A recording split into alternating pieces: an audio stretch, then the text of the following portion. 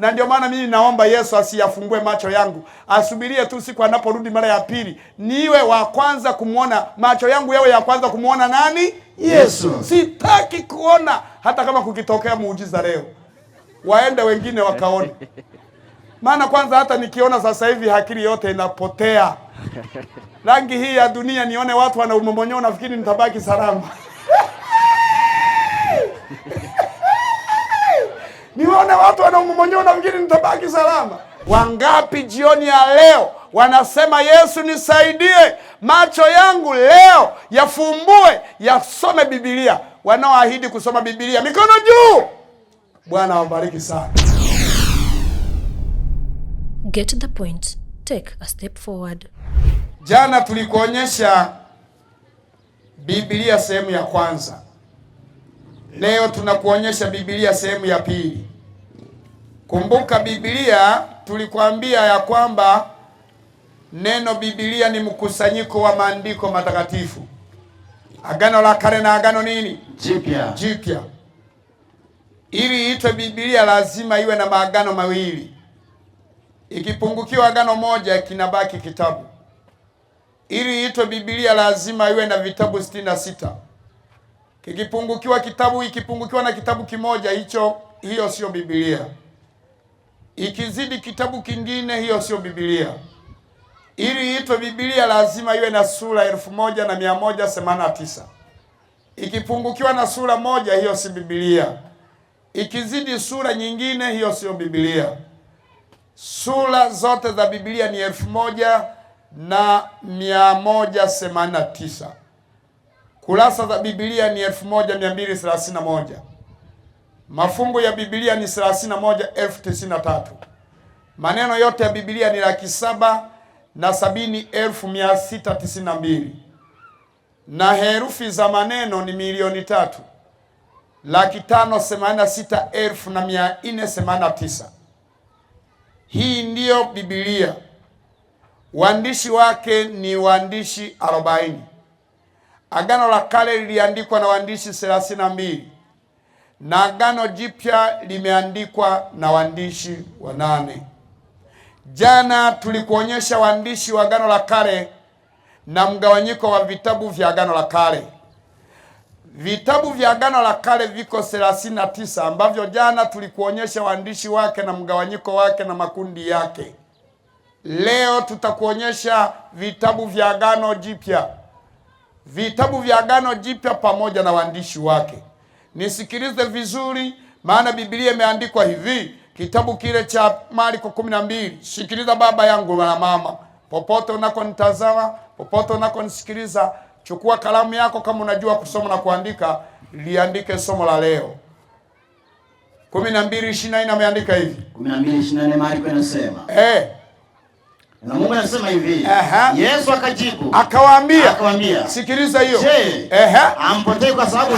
Hampotei kwa sababu hii. Kwa kuwa maana hamyajui maandiko. Wengi wanaopotea ni kwa sababu hawayajui maandiko. Mpaka dakika hii dunia imepotezwa na watu na wajanja. Kwa nini? Wengi hawajui maandiko. Lakini leo ninataka baba, mama, popote unakoniangalia, unakonitazama kwa njia ya YouTube, naomba leo uifahamu Biblia yote ilivyoandikwa na kwa maneno yote. Na unapoifahamu Biblia utakuwa umefaulu kwenda mbinguni. Tutaingia mbinguni kwa kupitia barabara linaloitwa nini? Biblia. Mbinguni tutaingia kwa neno la Mungu. Amina. Wale watakaoifahamu Biblia na wakaizingatia, Biblia inasema hakika wataenda mbinguni. Isaya 34:16 ameandika hivi. 34:16 maandiko yanasema. Tafuteni katika kitabu cha Bwana. Tafuteni kwanza kitabu cha Bwana. Mkakisome. Hapana katika hao wote. Watakaoshindwa kwenda mbinguni. Hapana mmoja atakayemkosa mwenzake. Hakuna hata mwingine atakayemkosa mwenzake. Kwa maana kitabu kimeamuru cha Bwana kimeamuru na roho yake imewakusanya. Kwa hiyo kumbe ili twende mbinguni lazima tusome kitabu cha nani? Cha Bwana. Wote wanaokisoma kitabu cha Bwana mbinguni wataenda. Amina. Wote. Hii ndio inaitwa Biblia hiyo. Na Biblia inasema kwa wanaoisoma Biblia hii, wanaokisoma kitabu hiki, hakuna mmoja atakayemkosa mwingine. Ina maana ukikuta mtu anakosea mwingine, elewa hajakisoma kitabu cha Bwana. Ndio maana leo watu tunapelekana mahakamani ovyo, maana hatujasoma kitabu cha Bwana. Watu wanapigania vimipaka vya hatua mbili, maana hawajasoma kitabu cha nani? Cha Bwana. Watu wamepigania vitu vidogo vidogo tu. Ukimwona baba na mama wanapigana ndani ya shuka, hawajasoma kitabu cha Bwana. Hawajakisoma. Maana kama utakisoma kitabu cha Bwana utapigaje mke? Kama umesoma kitabu cha Bwana utatukanaje mume? Kuna wakina mama wako hapa ni vipaza sauti kwa kutukana waume zao. Maana hawajakisoma kitabu cha nani? Cha Bwana. Ni vipaza. Kanajua kutukana kuliko kuimba. Ukikaambia kajisajili kwenye uimbaji wa kwaya, kanakwambia sijui kuimba, sina sauti. Lakini kwa kumtukana mume wake kana sauti ya kutosha. Kanajua kutukana lakini kupigana hakajui. Ukafyatua kofi kenyewe kana kuuma. Wapo hapa meno yao yalishakuwa kama visu. 30 misali. Soma fungu la 12. 30:12. Neno la Mungu linasema. Sikia hiyo. 30:12 maandiko yanasema hivi. Kuna kizazi cha watu walio safi. Kuna kizazi cha watu walio safi. Machoni pao wenyewe. Machoni pao wenyewe. Ambao hawakuosha uchafu wao. Hawajaelewa uchafu wao. Endelea. Kuna kizazi cha watu ambao. Kuna kizazi cha watu wengine. Macho yao yameinuka kama nini? Yameinuka juu kama nini? Na kope zao zimeinuka sana. Endelea. Kuna kizazi cha watu ambao. Sikiliza kizazi hicho sasa. Meno yao ni panga.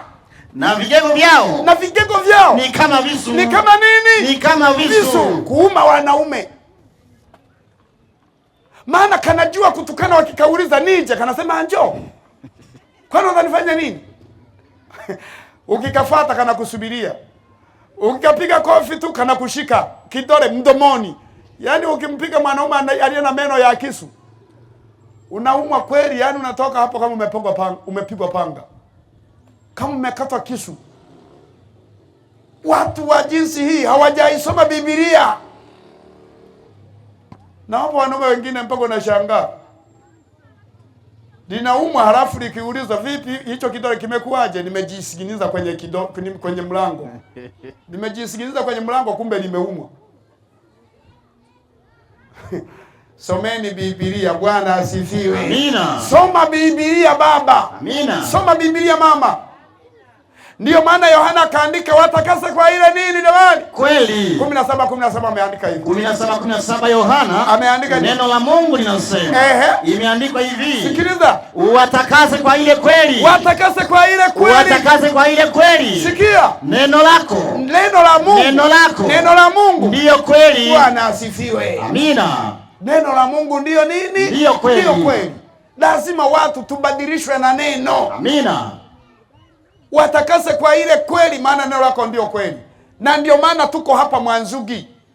Tunaitakasa Mwanzugi yote, Igunga yote itakaswe kwa neno. Amina. Wanaume wabadilishwe na neno. Amina. Wanawake wabadilishwe kwa neno. Amina. Hiyo ndio maana ya neno. Na tukiifahamu Biblia tutaishi na amani na watu wote. Tukiifahamu Biblia kwa kweli tutawaheshimu waume zetu. Tukiifahamu Biblia tutawaheshimu wake zetu. Tutawatunza wake zetu. Tutawajali wake zetu. Tutawathamini wake zetu. Maana tunaifahamu nini jamani? Biblia. Naomba leo nisikilize vizuri. Ninakugawanyia vitabu 27 vya Agano Jipya. Vitabu 27 vya Agano Jipya vimegawanyika makundi makuu manne. Nimesema makundi makuu mangapi? Manne. Kundi la kwanza ni vitabu vya Injili. Kundi la pili ni kitabu cha historia. Kundi la tatu ni nyaraka za mitume. Kundi la nne ni kitabu cha Ufunuo.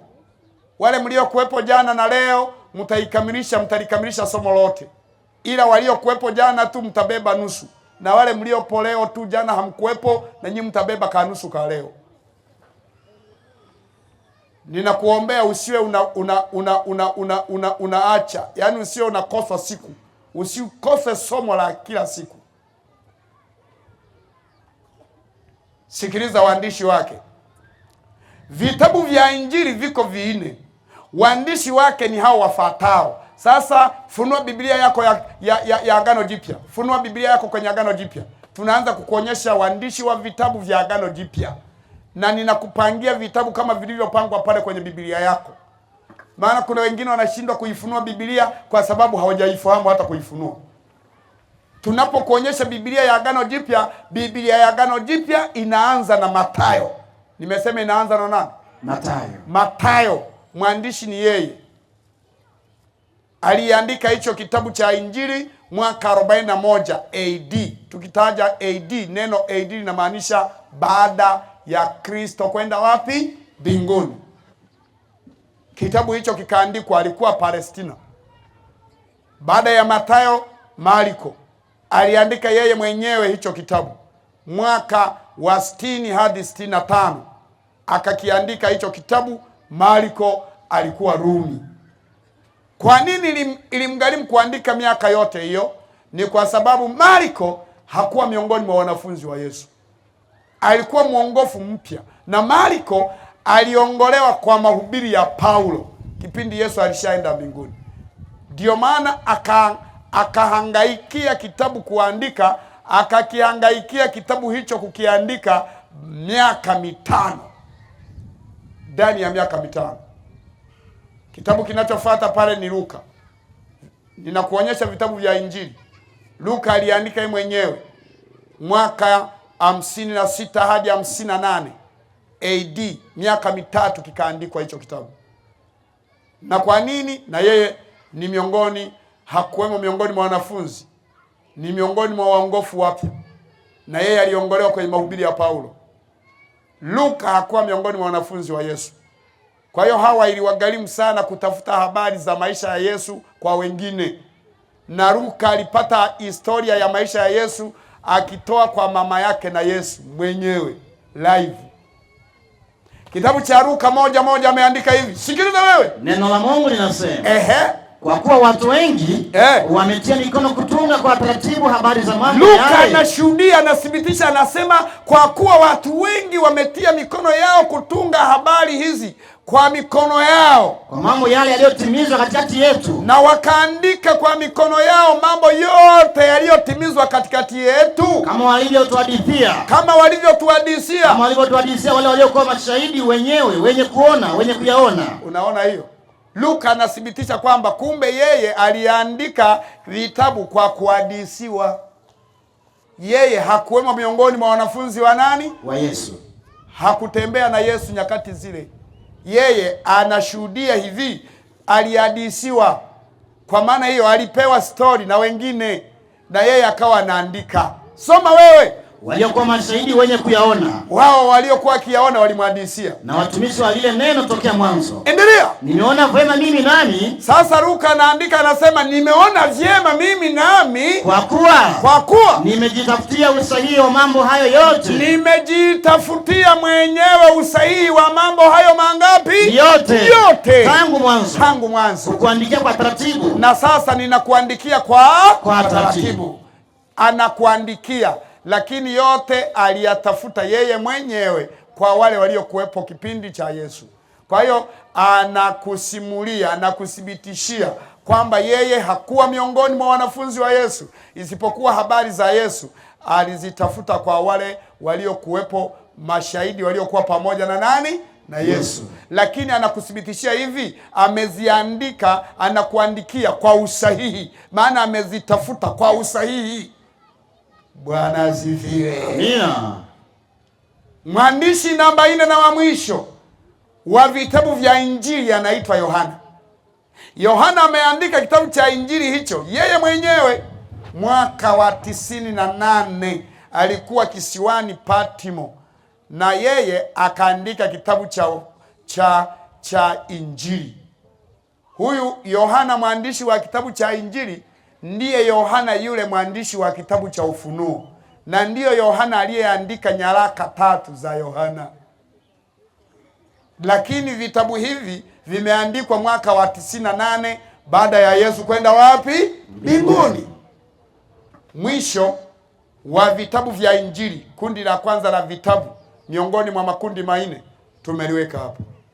Kundi namba 2, Biblia inasema kundi la pili la vitabu vya Agano Jipya ni Matendo ya Mitume. Inaitwa ni kitabu cha historia. Kitabu cha historia. Matendo ya Mitume imeandikwa na Dr. Luka.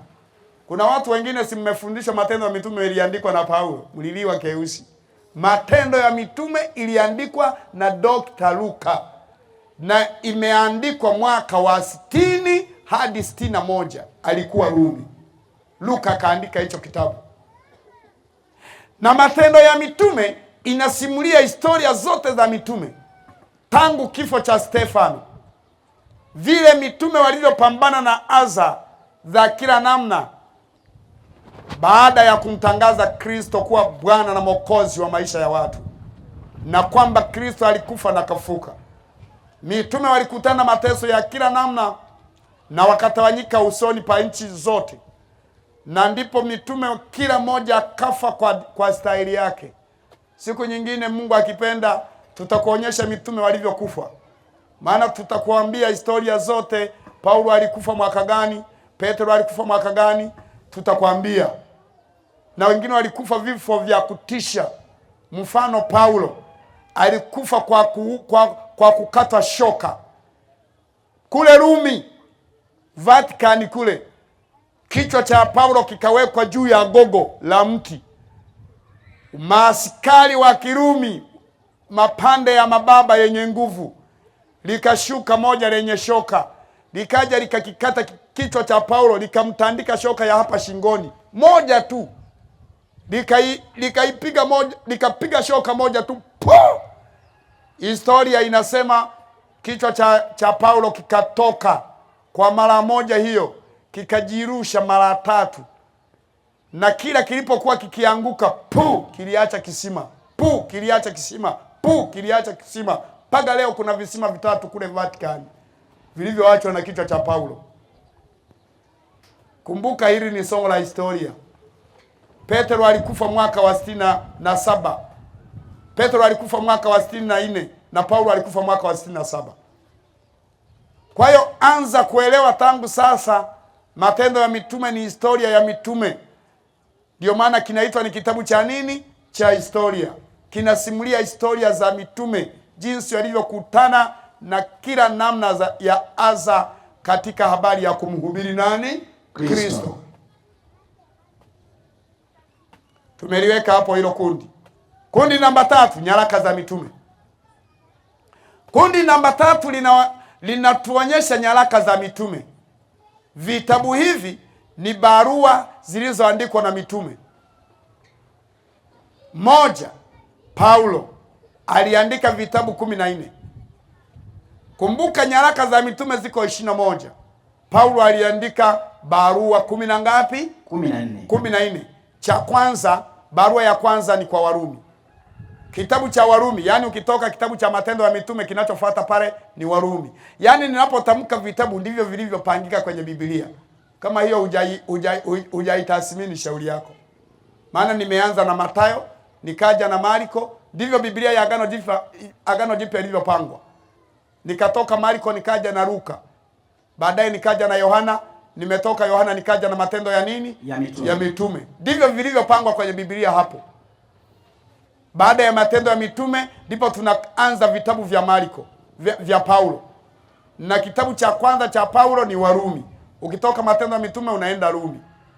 Na kitabu hicho kiliandikwa na Paulo mwaka wa 56. Baada ya Warumi akaandika Wakorinto wa kwanza. Na Wakorinto wangapi? Wa pili. Wakorinto wa kwanza aliandika mwaka wa 51, mwaka 55. Alikuwa Efeso. Korinto wa pili akaandika mwaka wa 55, mwaka wa 55. Na Wakorinto wa pili iliandikwa mwaka wa 55, lakini maeneo tofauti.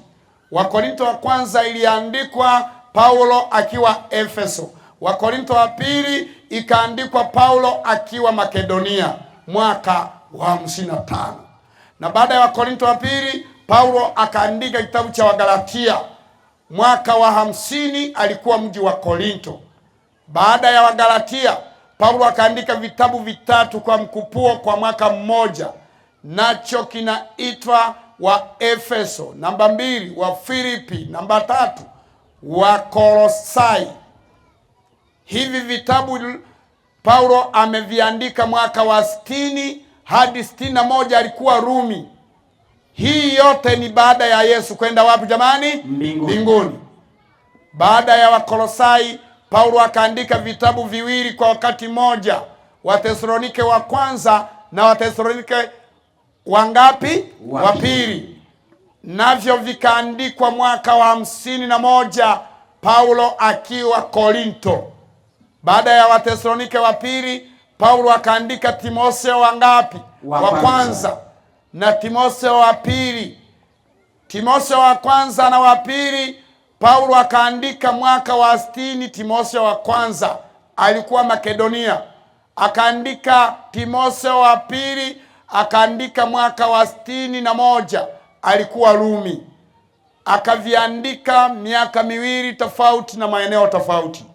Baada ya Timotheo wa pili, Paulo akaandika kitabu kinachoitwa Tito, akaandika kingine kinaitwa Filemoni, na vyote hivi akaviandika mwaka mmoja wa 60 hadi 61 alikuwa mji wa Rumi.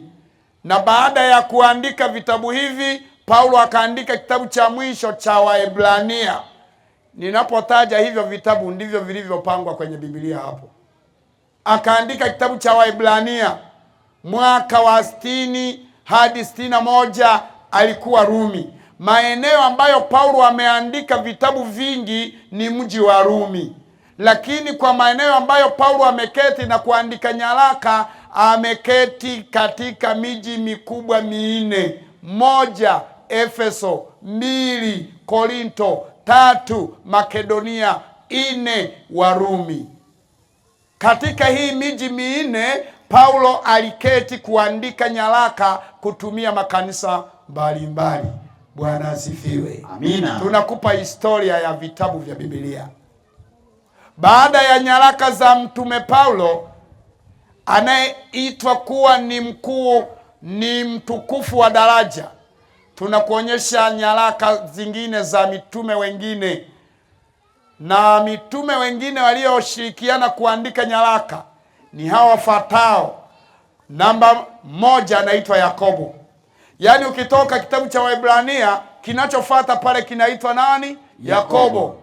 Aliandika kitabu hicho yeye mwenyewe. Mwaka wa 64 alikuwa Yerusalemu, akaandika hicho kitabu. Kitabu kinachofuata pale ni Petro wa kwanza na Petro wa pili. Hizo nyaraka ziliandikwa na Petro mwenyewe.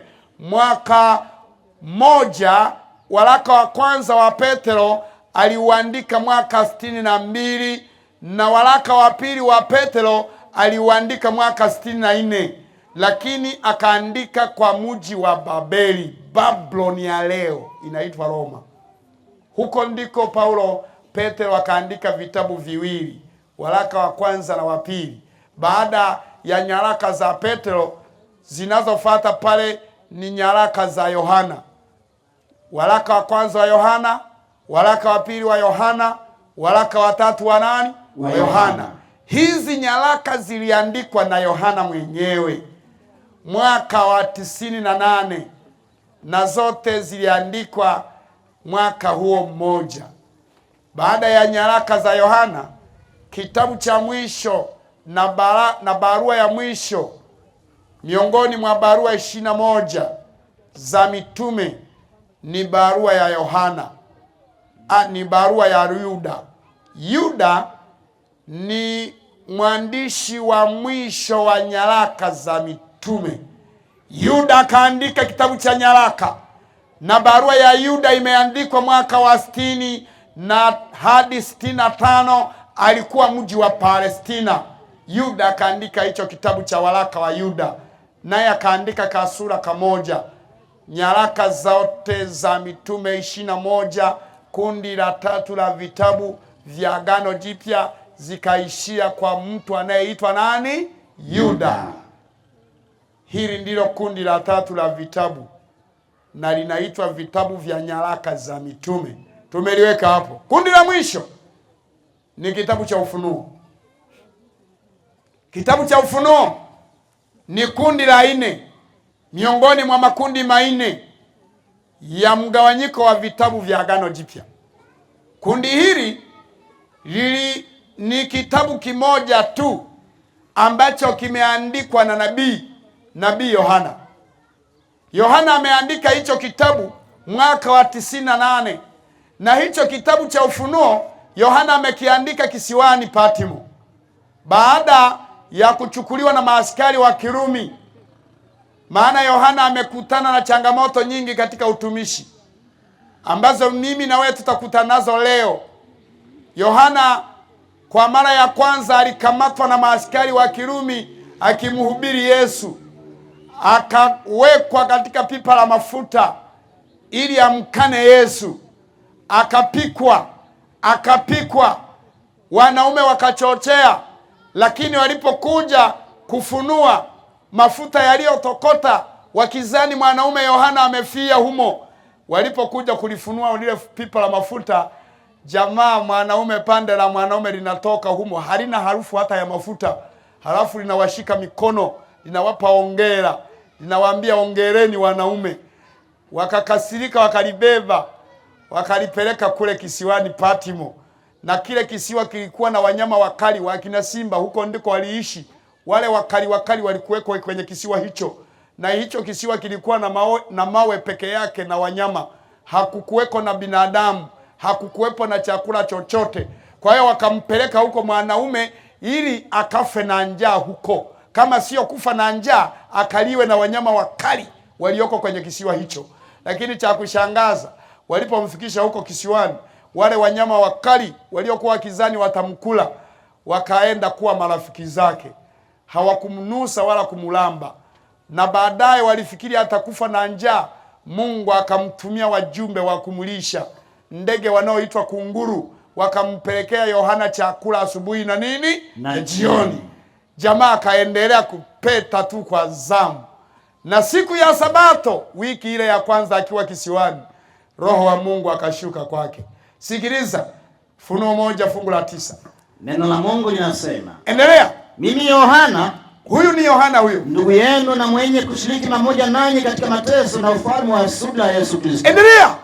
Na alikuwa katika kisiwa kiitwacho Patmo. Endelea. Kwa ajili ya neno la Mungu, kwa ajili ya ushuhuda wa neno la Mungu na ushuhuda wa Yesu. Endelea. Na alikuwa katika roho siku ya Bwana. Siku ya Bwana.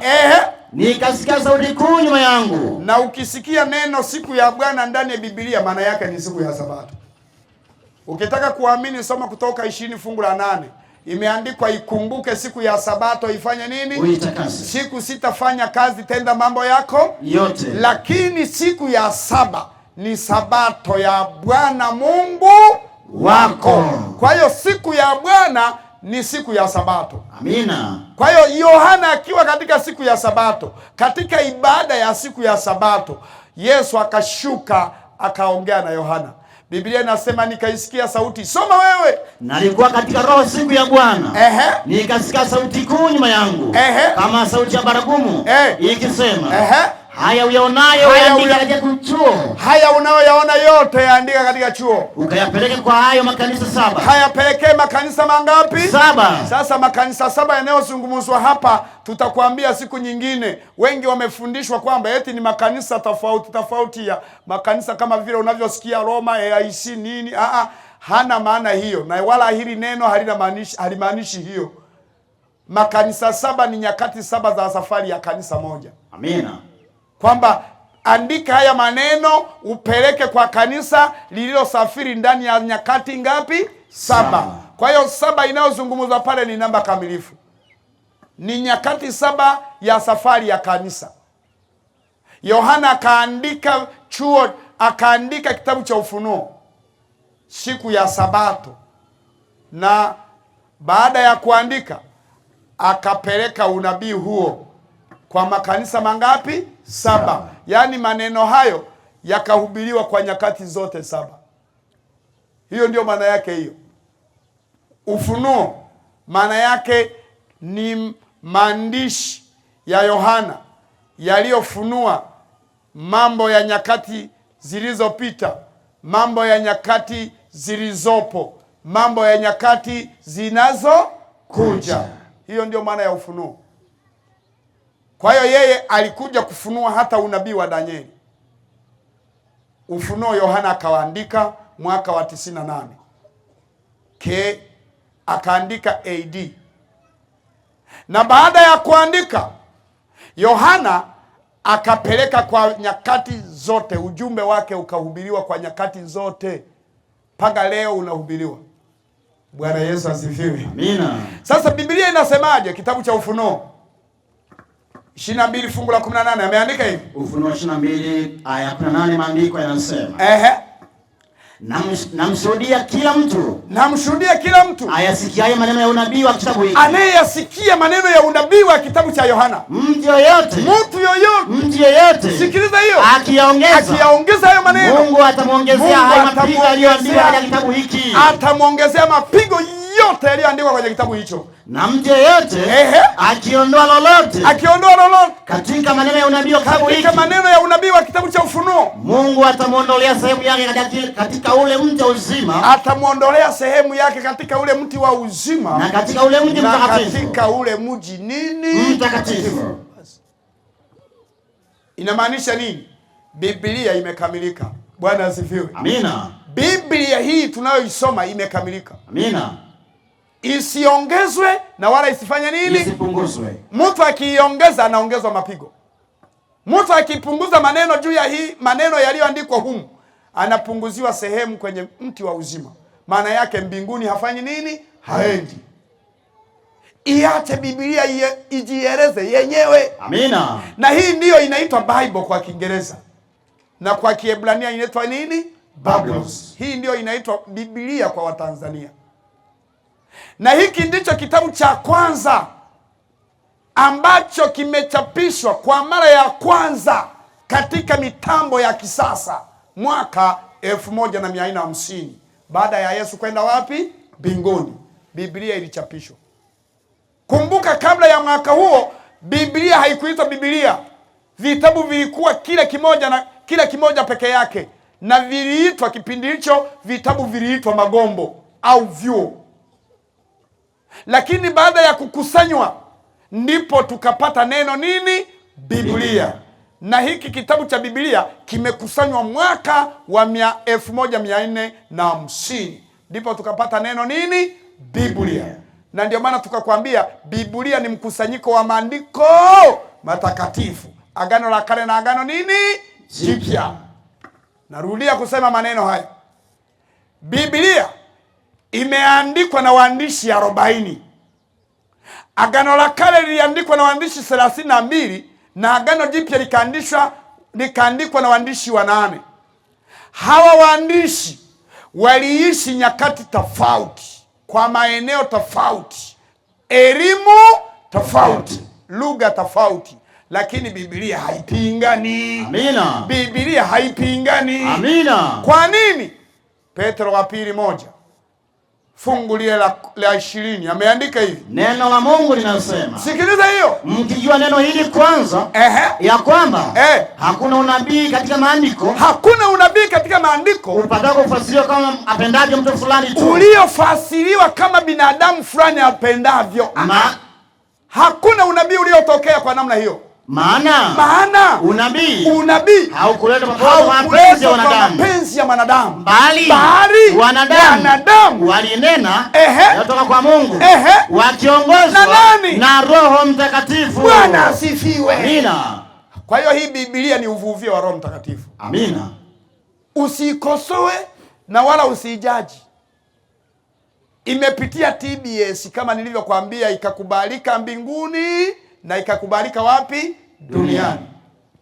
Na hii ndiyo Biblia inayosoma na watu wote wa dini zote, madhehebu yote. Mtu asikudanganye. Kuna wengine wanasema eti Wasabato wana Biblia yao. Ni upungufu wa uelewa tu. Eti Waroma nao wana Biblia yao. Hii Biblia tunayoisoma hapa ndiyo inayosoma kwa Wakatoliki, ndiyo inayosoma kwa Waesi, ndiyo inayosoma kwa Walokole, ndiyo inayosoma kwa Pentekoste, ndiyo inayosoma kwa Walusian, ndiyo inayosoma kwa Babutisti, ndiyo inayosoma kwa madhehebu yote. Hii ndiyo Biblia inayosoma duniani kote. Amina. Kwa makabila yote, kwa dini yote. Amina. Biblia. Hii ndiyo Biblia. Na ili niende mbinguni, ili tuende mbinguni, lazima tupitie barabara linaloitwa nini? Biblia. Biblia iliandikwa ndani ya miaka 1600. Agano la Kale liliandikwa ndani ya miaka 1500 kabla Yesu hajazaliwa. Na Agano Jipya likaandikwa ndani ya miaka 100 baada ya Yesu kwenda wapi? Mbinguni. Kwa hiyo jumla ya miaka ya uandishi wa Biblia ni miaka 1000 na miangapi? Na 600. Kumbuka somo linasema kuifahamu Biblia. Sehemu ya ngapi? Ya pili. Ni masomo ya historia. Wale walioenda shule, hauwezi ukaelewa bila kupitia masomo ya historia. Huwezi kuwa kiongozi wa nchi yako bila kupitia masomo ya historia. Huwezi ukawa mtawala bila kupitia masomo ya historia. Kwa hiyo lazima hata katika imani pitia masomo ya historia. Amina. Elewa masomo ya historia. Na hiyo ndio inaitwa nini jamani? Biblia. Kwa Waingereza Bible, kwa Ebrania Biblos. Yote ni mabii. Sasa sikiliza niongee maneno ya mwisho haya. Biblia ni nuru ya maisha yangu. Ni nuru ya maisha yako. Ninakuombea popote unakonitazama. Wewe unayeniangalia pale, unayenifuatilia kwa njia ya TV. Naomba ununue Biblia hapo ulipo. Amina. Nunua Biblia. Amina. Mama, nunua Biblia. Amina. Maana Biblia ni njia ya wokovu wa maisha yako. Amina. Biblia ni nuru katika maisha yako ya kiroho na ya kimwili. Amina. Ni nuru katika familia yako. Amina. Biblia imeandikwa hivi, Zaburi 119 fungu la 105. Neno la Mungu linasema hivi. Nisikilize hiyo. Zaburi 119:105 nasema. Ameandika nini? Neno lako. Neno lako. Neno lako. Neno lako. Ni taa ya miguu yangu. Ni taa ya miguu yangu. Ni taa ya miguu yangu. Maliza. Na mwanga wa njia yangu. Bwana asifiwe. Amina. Na mwanga wa njia yangu. Wewe unayakaza maneno ya mwisho. Hiyo ndio inaitwa Biblia. Ili uwe na maisha ya nuru, soma Biblia. Amina. Uwe na maisha ya heri, soma Biblia. Amina. Uwe na amani kwenye familia, soma Biblia. Amina. Jamani, Biblia ni taa ya maisha yangu. Amina. Ni mwanga wa njia zako. Amina. Ili matendo yako yawe mema, soma Biblia. Amina. Bwana Yesu asifiwe. Amina. Biblia imeandikwa, ni kitabu pekee kwa ajili ya mafundisho. Ni kitabu chenye elimu ya juu. Hiki ndicho binadamu anapaswa akitumie kwa mafundisho yote. Amina. Timotheo wa pili 3:16. Ameandika hivi. Timotheo wa pili 3:16 maandiko anasema. Kila andiko lenye pumzi ya Mungu lafaa kwa mafundisho. Lafaa kwa nini? Kwa mafundisho. Linafaa kwa nini? Kwa mafundisho. Na kwa kuonya watu makosa yao. Na kwa kuongoza. Na kwa kuadibisha katika haki. Maliza. Ili mtu wa Mungu awe kamili. Maliza. Amekamilishwa. Apate kutenda kila tendo jema. Apate kutenda kila tendo nini? Jema. Kumbe ili mtu atende matendo mema, lazima aisome nini? Biblia. Bwana Yesu asifiwe. Amina. Ukimwona mtu ni mwadilifu, amesoma Biblia. Amina. Ukikutana mtu amelewa, hajasoma Biblia. Ukimkuta baba amebeba wanawake wawili, ana mizega, hana Biblia kichwani. Rafiki zangu, watu wote popote mnakonisikiliza, mnaponitazama, Tanzania yote, huko Mwanza, huko Geita, huko wapi, Shinyanga, Tabora, yote mnakoniangalia, Dar es Salaam, Dodoma, Mlongolo, wapi huko Mtwara, kule Lindi, Tanzania yote, ninawasisitiza Tanzania, mimi ni Mtanzania mwenzenu, nunueni Biblia. Amina. Maana wote wanaopotea mpaka dakika hii ni kwa sababu hawayajui maandiko. Na mnapoinunua Biblia isomeni. Amina. Maana Yesu alisema hivi, Mathayo 24 fungu la 15. Mathayo 24:15. Anza na 14. 14 maandiko yanasema. Tena habari njema ya ufalme. Tena habari njema ya ufalme itahubiriwa katika ulimwengu wote. Itahubiriwa katika ulimwengu wote. Ili kuwa ushuhuda kwa mataifa yote. Endelea. Hapo ndipo ule mwisho utakapokuja. Endelea. Basi hapo mtapoliona chukizo la hadithi. Ile ndio neno la nabii. Ile hiyo neno la nabii Danieli. Sikiliza hiyo. Nimesema katika takatifu. Asomaye. Rudi hiyo. Asomaye. Kaza. Asomaye. Afanye nini? Na afahamu. Bwana Yesu asifiwe. Amina. Bwana asifiwe. Amina. Kumbe wanaofahamu ni wale wasomao. Amina. Ili ufahamu ramani ya dunia unayoishi, soma Biblia. Amina. Uyafahamu maisha yako yanakotoka, yanakokwenda. Soma nini? Biblia. Kuifahamu ramani ya dunia, soma Biblia. Wengine tunapoona machafuko ya kizidi tunajua tu ni unabii. Maana yote yametabiriwa. Ukimwona baba amebeba binti yake unajua tu ni anatimiza nini jamani? Unabii. Maana yote yameandikwa. Ukiona mataifa yanapigana ni unabii. Lakini kwa wewe ambaye hujui chochote, unaweza ukafikiri hujui chochote na utabaki hujui chochote. Rafiki zangu, Yesu anasisitiza someni. Amina. Anasema na asomae na afanye nini jamani? Na afahamu. Na wanaosoma na kuelewa mbinguni wataenda. Amina. Bwana asifiwe. Amina. Mbinguni watafanya nini jamani? Wataenda. Ufunuo 1 fungu la 3. Ufunuo 1 aya ya 3 ameandika hivi. Neno la Mungu linasema hivi. Aya ya 3 Ufunuo 1 anasema. Heri asomaye. Heri afanyeni. Heri asomaye. Heri asomaye. Heri asomaye. Sikiliza hiyo. Na wao yasikiao maneno ya unabii huu. Na wale wanaoyasikiliza maneno ya unabii huu. Na kuyashika. Na kuyafanya nini? Na kuyashika. Na kuyashika. Yaliyoandikwa humo. Yaliyoandikwa humo. Kwa maana wakati karibu. Bwana Yesu asifiwe. Amina. Rafiki zangu, someni Biblia. Amina. Ndio maana leo unakuta shetani wengi amewachukua kwa sababu hawajasoma Biblia. Unapoona watu wengi wamekuwa kwenye matuta, wamefungwa matuta na shetani, ni kwa sababu hawajasoma Biblia. Leo watu Biblia wameifanya kuwa biashara. Na wengi wamebebwa, tutayafundisha haya. Ni kwa sababu hawajasoma nini jamani? Biblia. Watu wanasali siku yoyote, wameambiwa sali siku yoyote hata kama ni Ijumaa ngapi. Hawajaijua hata siku ya kumwabudu Mungu. Hawajaijua hata siku ya mapumziko. Kwa nini? Hawajasoma nini? Biblia. Someni Biblia. Amina. Leo watu wamechafuka kwa sababu ya kutosoma Biblia. Watu hawajui, hawana ramani. Hawajui wanakotoka na wanakokwenda. Hawajui, hawana mwelekeo. Maana hawajasoma nini jamani? Biblia. Ninapenda niwajengee msingi wa kusoma Biblia.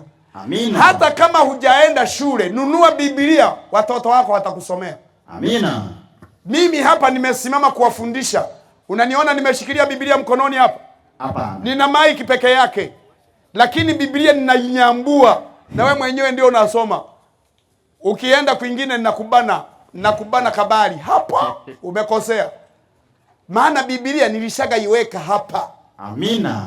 Biblia yote ilishagawekezwa hapa. Amina. Kwenye kompyuta ya Mungu hapa. Na wengine waga wanasema kwamba eti waga nakaririshwa. Huyo mhubiri haoni, eti anahubiri haoni. Kweli anaijuaje Biblia? Wengine wanajibu, wanamkaririsha. Wewe. Kama wewe tu umepewa fungu la kukariri, unapewa ukalikariri wiki nzima, lakini unakuja siku ya Sabato unasoma. Hujakariri fungu ngapi tu? Moja. Leo Biblia yote uikariri. Kama wewe tu unakaririsha maneno mawili kwenda kuyasema mahakamani, lakini ukisimama tu kusema yote yanapotea. Leo Biblia ndio uje ukaririshwe. Nataka ni watu wanapotea. Rafiki zangu, naomba mnisikilize. Habari ya kuhubiri haina shule. Watu wanafikiri eti, wengine wanasema wewe huyu hajasoma, hajaenda shule, ataijuaje Biblia? Biblia na elimu ya Biblia haipatikani mashuleni. Habari ya elimu ya Biblia inapatikana kutoka huko. Amina. Maana ni kipawa. Amina. Ni vitu vya kutunukiwa. Amina. Yaani wewe kama wewe ukijihamba eti uwe kama Hamka, itakula kwako. Bwana asifiwe. Amina. Yaani kati ya watu ambao mbingu zinawashangaa ni mtu ambaye ana macho lakini hajishughulishi na kusoma. Yaani macho anayo mawili na yanakodoa, kazi yake ni kuangalia watu wanaomomonyoa tu, kusoma hajui. Nendeni mkayatumia hayo macho kusoma Biblia. Amina. Jamani, kokote mnakonitazama, wote mnaoniangalia kwa YouTube, jamani, hayo macho yatumieni kusoma Biblia. Amina. Acha kuyatumia kuangalia video. Wengine wanaangalia tu mipira, macho yao yako special kuangalia mipira, lakini kusoma Biblia hajui. Yaani macho yake anatumia tu kuangalia wasichana, lakini Biblia hajui kuisoma. Na ndio maana mimi naomba Yesu asiyafungue macho yangu, asubirie tu siku anaporudi mara ya pili, niwe wa kwanza kumuona, macho yangu yawe ya kwanza kumuona nani? Yesu. Sitaki kuona hata kama kukitokea muujiza leo, waende wengine wakaone. Maana kwanza hata nikiona sasa hivi akili yote inapotea. Rangi hii ya dunia, nione watu wanaumomonywa, nafikiri nitabaki salama. Nione watu wanaumomonywa, nafikiri nitabaki salama. Bwana asifiwe. Amina. Bwana asifiwe. Amina. Rafiki zangu wapendwa wangu, popote mnakoniangalia, someni Biblia. Amina. Macho yenu yatumieni kuisoma Biblia. Biblia ndiyo wokovu wa maisha yako. Biblia ndiyo barabara la wokovu wa maisha yangu. Baba yangu, mama yangu, kijana, popote unakonisikiliza, soma Biblia. Na ndio maana serikali yetu ya Jamhuri ya Muungano wa Tanzania, awamu ya kwanza, awamu ya 5 na ya 6, inasisitiza watoto wote wasome nini? Shule, ili ngalau wasome Biblia. Unapojua kusoma na kuandika, hiyo ni elimu tosha. Anza kusoma Biblia. Amina. Elimu ya Biblia ukiijua, umezijua elimu zote. Amina. Paka watu wengine mimi wanasemaga kwamba na master ya nini sina. Yaani hata master unayovionifikiria sina. Degree yoyote sina. Ila degree nilionayo mimi ni ile ya kutoka wapi? Juu. Masters nilionayo ni ya kutoka juu. Kitabu cha Wagalatia 1:10 ameandika hivi, hata injili hii injili nayo wahubiri sio injili niliyofundishwa na wanadamu, na wala haipatikani mashuleni. Sikiliza, Wagalatia 1:10 inasema, ameandika hivi, maana sasa je, ni wanadamu ninaowashawishi au Mungu? Endelea. Au nataka kuwapendeza wanadamu? Kama ningekuwa hata sasa nawapendeza wanadamu, endelea, singekuwa mtumwa wa Kristo. Endelea. Kwa maana ndugu zangu, injili hiyo niliwahubiri. Sikiliza vizuri hiyo. Injili hiyo niliwahubiri. Injili hii nayo wahubiri. Na wajulisha ya kuwa. Sikiliza hiyo. Sio namna ya kibinadamu. Sio namna ya kibinadamu. Kwa kuwa sikuipokea kwa wanadamu. Wala sijafundishwa na wanadamu. Wala sikufundishwa na wanadamu. Irudie hiyo. Wala sikufundishwa na wanadamu. Sijaifundishwa na wanadamu. Bali. Maliza. Maliza. Kwa ufunuo wa Yesu Kristo. Bwana asifiwe. Amina. Ni kwa ufunuo wa Yesu nani? Kristo. Ni vipawa. Ndio maana hapa ninavyokuambia, baba yangu, mama yangu, popote unakonitazama, sijaenda shule mimi. Yaani shule za hapa duniani sijaingia. Shule niliyosoma mimi ni ya huko. Amina. Mwalimu wake Yesu na Roho Mtakatifu. Amina. Kwa hiyo wote mnaonitazama, popote ukisoma na ukakabidhi maisha yako kwa Kristo, elimu zote zina Yesu. Amina. Yeye anakuwekea, wewe unafanya kazi chini ya yeye. Amina. Ukijiweka tu kuwa vyombo vya yeye, yeye anakutumia. Yaani mimi hapa nipo ninatumiwa na Kristo. Mimi ni chombo, sio yangu. Elimu hii sio yangu. Kitabu cha Yohana 7:14, watu wanamshangaa Yesu. Ninajivunia maana hata Yesu hakwenda shule. Watu wanafikiri kwamba labda kuwa mtaalamu wa kitu mpaka uende shule. Hata Yesu hakwenda shule. Na alikuwa mhubiri wa kimashuhuri. Alikuwa mhubiri mashuhuri. Hakwenda shule. Biblia inasema hivi. Yohana 7:14 maandiko yanasema. Hata ikuwa katikati ya sikukuu Yesu alikwea kuingia hekaluni. Akakwea kwenda kuingia hekaluni. Akafundisha. Wayahudi wakastaajabu. Wakashangaa. Wakasemaje? Amepataje huyu kujua elimu? Amekuwaje amepataje kujua elimu huyu? Ambaye hakusoma. Maana hata shule hakufanya nini? Hakusoma. Yesu hata shule hakwenda. Ni kama Hamka hakwenda. Basi Yesu akawajibu. Ndipo Yesu akawajibu. Akasemaje? Mafunzo yangu. Elimu nilionayo hii. Si yangu mimi. Sio yangu mimi. Ila ni yake yeye aliyenipeleka. Ni yeye aliyenituma. Amina. Bwana asifiwe. Amina. Na ndio maana mimi nakuthibitishia elimu hii sio yangu, na wala sikuipata mashuleni, na wala sio hekima ya mimi, sio akili yangu. Ni elimu niliyopewa na Kristo. Amina. Ni kipawa nilichokipokea kutoka mbinguni. Amina. Ni kwa sababu nilikubali kusoma. Amina. Someni wapendwa, someni. Amina. Na mkisoma Bwana atawatumia. Amina. Bwana atawatendea kazi. Amina. Wangapi jioni ya leo wanasema Yesu nisaidie, macho yangu leo yafumbue, yasome Biblia? Wanaoahidi kusoma Biblia mikono juu. Bwana wabariki sana. Amina. Unajua mpaka Yesu atawashangaa. Kama elimu hii yote una macho na hutaki kuwa nayo, shughulika. Kila anayeitafuta elimu hii ataipata. Na elimu hii inapatikana kwa nani jamani? Kwa Yesu. Kubali tu kuongozwa na Kristo. Kubali tu uongozwe na neno la Mungu. Na Biblia inasema wote wanaoyasikia maneno haya na kuyafanya watafananishwa na nini? Na mtu mwenye nini? Mwenye akili. Hilo ndio fungu la mwisho, Mathayo 7 fungu la 24. Soma wewe. Mathayo 7:24. Ameandika hivi. Neno la Mungu linasema. Basi kila asikiaye hayo maneno yangu. Kila anayesikia maneno haya na kuyafanya atafananishwa na mtu mwenye akili. Aliyejenga nyumba yake juu ya mwamba. Mvua ikanyesha. Mvua ilinyesha, mafuriko yalikuja, pepo zikavuma, zikaipiga ile nyumba isianguke. Haikuanguka. Kwa maana kwa nini? Misingi yake imewekwa juu ya mwamba. Misingi yake imejengwa juu ya nini? Juu ya mwamba. Kila anayesikiliza maneno haya na kuyafanya atafananishwa na mtu mwenye nini? Mwenye akili. Aliyejenga nyumba yake juu ya nini? Ya mwamba. Na mwamba ni nani? Ni Kristo. Wangapi wako tayari kuyashika maneno na kuyafanyia kazi? Wako tayari kumwambia Yesu awasaidie hata kama hawana Biblia leo, kesho na siku zijazo wanunue Biblia wazisome? Walio tayari wanasema Yesu nisaidie hata kama nikisoma Biblia na ninapoisoma nielewe na mimi nifanye kazi na wewe. Maana ukielewa lazima tu utafanya kazi. Wanasema Yesu nisaidie. Maana kuna wengine hapa na Biblia wanazo lakini wao hawazisomi. Zinakuwa ni za kuweka tu mezani. Siku ya Sabato zinapigwa kama mbute kwenda kanisani. Naomba kama una Biblia nendo kaisome. Maana unapoiweka hapo haikusaidii. Nendo kaisome. Na hayo macho yako unayonikodolea hayo yatumie kusoma Biblia. Yatumie kusoma neno la Mungu. Nendeni mkasome, na mtakaposoma muelewe, mfanye kazi ya Mungu. Wangapi wanasema Yesu nisaidie nisome Biblia na ninaposoma nielewe? Mikono juu. Simameni tuombe.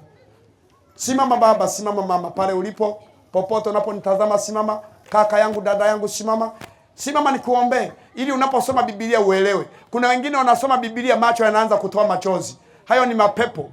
Yakome kwa jina la Yesu. Amina. Nendo kaisome Biblia na macho yako yawe safi kabisa. Amina. Nendo kaisome vizuri Biblia na unapoisoma ielewe na ukaifanyie kazi. Mtu akielewa Biblia lazima ataanza kuingia nyumba kwa nyumba.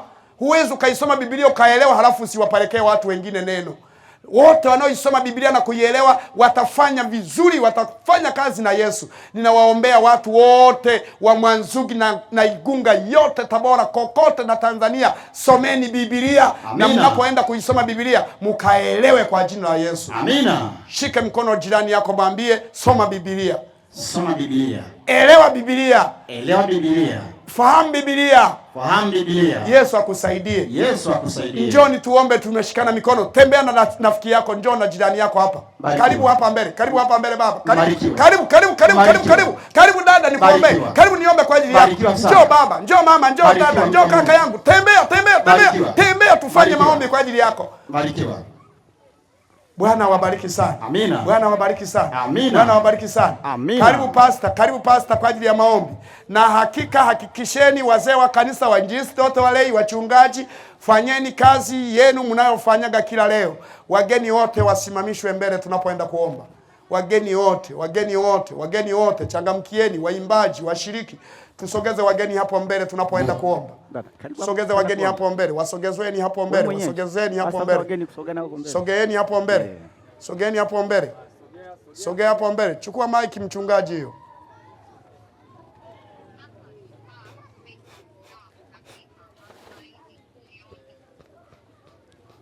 Sogeni mbele, tunahitaji kuomba. Sogea mbele, njoo na rafiki zako. Hebu walete wageni waje hapa mbele, njoo nao tu mbele hapa. Njoo nao, simame nao mbele. Karibu sana. Sogea uje tuombe kwa ajili yenu. Mungu awabariki sana. Naomba wazee wa kanisa, viongozi washike mkono kwa kuwakaribisha, washikeni mkono kwa kuwakaribisha, kuwapongeza kuja. Mungu awabariki sana. Sogeeni mje mbele. Njoo. Tie moyo mtumishi wa Mungu anapokuja. Karibuni sana. Waleteni wageni, waimbaji njooni, sogeeni mbele, njooni na wageni. Mungu awabariki sana. Tunahitaji kuomba jioni ya leo kwa ajili ya kuisoma Biblia. Uwezo wa Mungu ukae juu yako, ukakuguse na ukasimame katika neno lake. Ishi katika neno la Mungu. Mungu awabariki sana. Barikiwa sana. Endeleeni kuja. Naomba mje. Waleteni wageni wote.